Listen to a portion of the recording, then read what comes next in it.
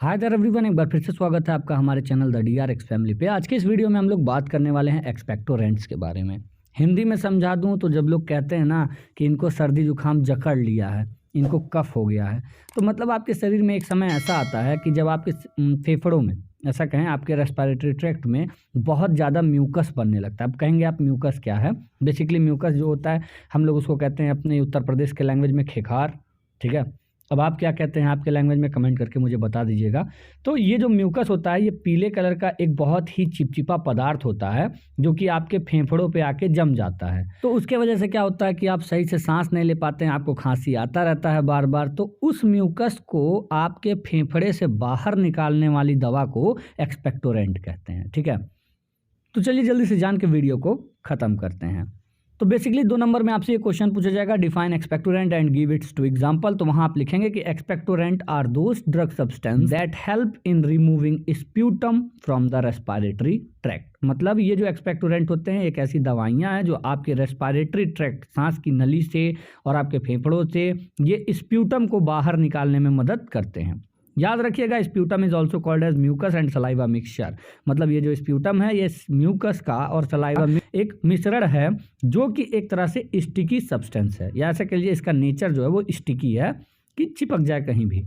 ये expectorant basically 2 तरह से काम करता है। पहला, आपके फेफड़ों में ये क्या करेगा, फ्लूइड की मात्रा बढ़ा देगा। जब पानी की मात्रा बहुत ज़्यादा हो जाएगी तो वहाँ अगर आप 1 चम्मच शहद डाल दीजिए तो वो शहद उतना विस्कस नहीं रह जाएगा, वो उसमें डिजॉल्व हो जाएगा। तो ठीक यही चीज़ यहाँ पे भी हो रहा है। स्टिकी सब्सटेंस है आपका म्यूकस, और उस म्यूकस के अगल बगल जब तरल पदार्थ की मात्रा बढ़ती जाएगी तो वो जो स्टिकीनेस है उसका, वो नेचर उसका गायब हो जाएगा, वो पतला हो जाएगा, जिसकी वजह से आसानी से जब आप खांसेंगे तो आपके मुँह में आएगा और उसके बाद आप उसको बाहर थूक दीजिएगा या मन करेगा तो घोंट लीजिएगा।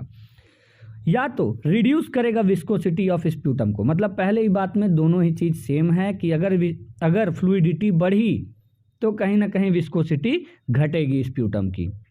दूसरा पॉइंट क्या कह रहा है, या तो ये आपके शरीर में स्प्यूटम की ही मात्रा को या उस फ्लूइड को जो आपके फेफड़े में जमा हुआ है उस फ्लूइड की मात्रा को ये बढ़ा देगा, जिसके वजह से आसानी से जब आप खांसेंगे तो आपका जो रेस्पिरेटरी ट्रैक्ट है उससे होते हुए ये स्प्यूटम या म्यूकस ये बाहर आएगा और इजीली आप उसको बाहर थूक सकते हैं। फिर यहाँ पे देखिएगा सेकंड पॉइंट, यही चीज इंग्लिश में बोला है, increasing the volume of fluid that are to be removed out from the respiratory tract by coughing. Example expectorant के 2 हैं, अमोनियम क्लोराइड है, पोटेशियम आयोडाइड है। अमोनियम क्लोराइड का यदि आप 0.3 to 0.5 ग्राम यूज करते हैं तो एक्सपेक्टोरेंट के तौर पर काम करेगा।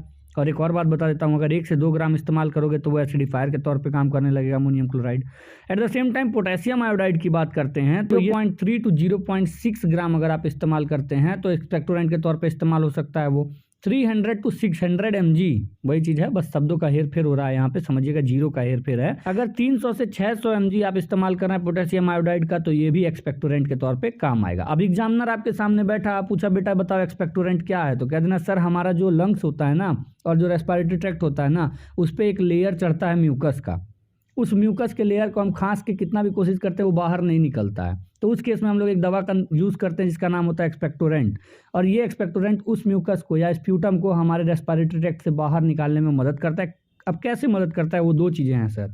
पहली चीज़ तो ये है कि वो फ्लूइडिटी को, मतलब अगल बगल तरल पदार्थ की मात्रा ज़्यादा कर देगा, जिसकी वजह से म्यूकस की विस्कोसिटी घट जाएगी, उतना ज़्यादा स्टिकी नहीं रह जाएगा, वो पतला हो जाएगा। एक तरह का एग्जांपल ले लीजिए सर कि अगर हम 1 गिलास पानी में 1 चम्मच हनी डाल देते हैं तो वो उसके अंदर डिजॉल्व हो जाएगी, इसकी विस्कोसिटी उसकी खत्म हो जाएगी। तो ठीक वही चीज़ यहाँ पर भी करता है एक्सपेक्टोरेंट।